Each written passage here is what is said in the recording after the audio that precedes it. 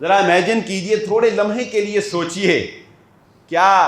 میں اور آپ ہم یہ طاقت رکھتے ہیں، ہم یہ جرت رکھتے ہیں کہ اپنی غلطیاں خود پڑھ کر اپنا چہرہ بھی آئینے میں دیکھ سکیں؟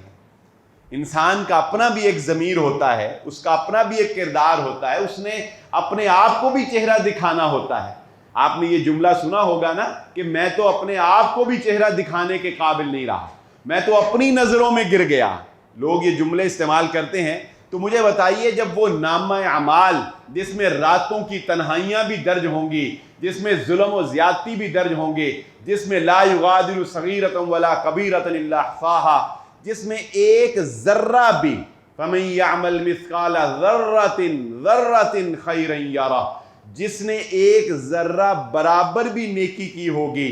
ایک ذرہ برابر بھی گناہ کیا ہوگا، اپنی آنکھوں سے دیکھ لے گا۔ کس میں یہ جرت ہے کہ وہ اپنے گناہوں کی اس لمبی فہرست کو اپنے سامنے پڑھ کے سنا سکے؟ یہ جرت کسی میں نہیں ہوگی،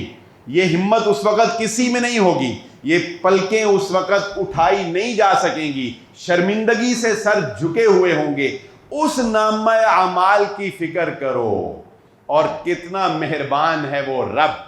کتنا مہربان ہے وہ رب۔ اس دنیا کے لوگ جب تمہاری ویک پوائنٹ کو، تمہارے گناہ کو حاصل کر لیتے ہیں تو تمہیں بلیک میل کرتے ہیں، تم سے اپنے کام نکلواتے ہیں، تمہیں لمحے لمحے پہ ڈراتے ہیں، اور ہر وقت دھچکا ہے کہ کہیں ڈیٹا لیک نہ ہو جائے، اور وہ اللہ کہتا ہے اے بندے فکر نہ کر، موت تک تیرا ڈیٹا ہم ظاہر نہیں کریں گے، تو خود کر دے تو تجھے پرواہ نہیں۔